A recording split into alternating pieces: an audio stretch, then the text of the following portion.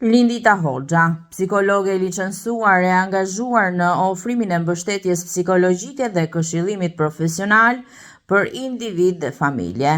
Ka përvojë në trajtimin e rasteve të ndjeshme, përfshirë pjesëmarrjen dhe vlerësimin psikologjik në seanca gjyqësore për fëmijë, duke kontribuar në mbrojtjen e interesit të tyre më të lartë. E njohur për përkushtimin e saj ndaj klientëve dhe për qasjen profesionale në çdo rast, duke ndërtuar marrëdhënie besimi dhe sigurie me personat që trajton. Ka fituar besimin e shumë klientëve përmes punës së saj të vazhdueshme dhe etike, duke u bërë një figurë e njohur dhe në media si zë profesional në fushën e psikologjisë. Një profesioniste e përkushtuar në fushën e shëndetit mendor dhe mbrojtjes psikologjike. Shëndetje, unë jam Lindita Hoxha, sikurse kam edhe përpara. Sot jam e ftuar nga presidenti i kësaj shoqate, nga Aldo Sollari, ku dhe përshëndes dhe falenderoj të nderuar pjesëmarrës dhe përfaqësues publik të institucioneve dhe shtetërore dhe vendore. Zonja dhe zotërinj, është një kënaqësi dhe një nder i veçantë jem sot pjesë e këtij delegacioni të paqes, një nismë që vjen pikërisht në këtë moment, kur shoqëria jon ka nevojë më shumë se kur për dialog, mirëkuptim dhe bashkëpunim.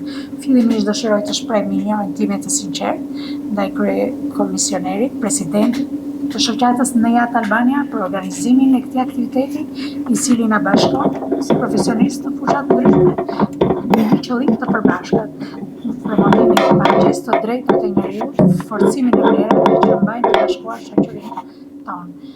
Tema që na ka mbledhur sot është familja dhe rëndësia e lidhjeve njerëzore. Nuk është vetëm një temë sociale apo filozofike, është një temë thellësisht psikologjike. Para se paqja të ndërtohet mes shteteve, ajo duhet të ndërtohet një brenda nesh, brenda njeriut. Përpara se një familje të jetë e fortë, individët që përbëjnë atë duhet të kenë ekuilibër emocional, aftësi për të komunikuar dhe gatishmëri për të kuptuar njëri tjetrin. Përpara se të flasim për një shoqëri të shëndetshme, duhet të flasim për njerëz që ndihen të dëgjuar, të respektuar dhe pse jo të vlerësuar.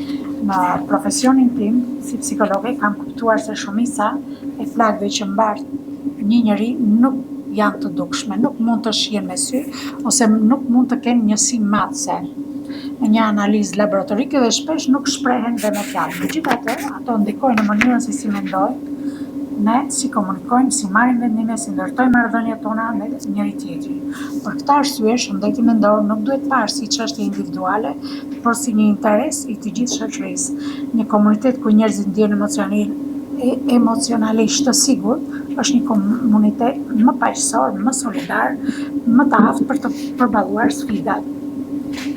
Në vitet e fundit kemi përjetuar ndryshime të mëdha sociale, ekonomike dhe teknologjike. Ritmi i jetës është bërë dhe më i shpejt, kërkesa ndaj individit janë rritur dhe personi për të qenë gjithmonë më i suksesshëm ka krijuar ngarkesa emocionale që shpesh mbeten të pashprehura. Në këtë realitet shumë njerëz jetojnë pranë njëri tjetrit, po ndihen të vetmuar, komunikojnë çdo ditë mes teknologjisë, por rrallëherë gjejnë kohë për një bisedë më të sinqertë dhe nga afër. Kjo është një arsye pse lidhjet njerëzore kanë marrë një rëndësi edhe më të madhe.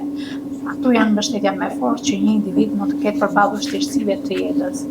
Si psikologe besoj se një nga nevojat më të mëdha të njeriut është të ndihet i kuptuar dhe i mirë kuptuar. Pse jo? Shpesh përpiqemi të japim këto këshilla, informojmë ose të ofrojmë zgjidhje të mëhershme me këto që personi përballë nesh, Veçimi aktiv, empatia dhe respekti janë aftësi që nuk kërkojnë mjete të veçanta, por kërkojnë vullnet dhe ndjeshmëri. Janë pikërisht të aftësi që ndërtojmë besimin brenda familjes, në shkollë, në vendin e punës, në të gjitha marrëdhëniet që kemi me njerëzit që na rrethojnë. Në këtë kuptim fjala nuk është vetëm një akt moral apo shpirtëror, me këndvështrimi psikologjik falja është një proces që ndihmon individin që çlirohet nga pesha e zemërimit, e urrëties, e dhimbjes të së kaluarës. Të falësh nuk do të thotë të justifikohesh padrejtësitë apo të harrosh ato që kanë ndodhur, të falësh do të thotë të zgjedhësh, të mos jetosh i burgosur nga emocionet që të lëndojnë. Është një proces i vështirë, por njëkohësisht një nga mënyrat më të rëndësishme për të rikthyer qetësinë dhe ekuilibrin emocional.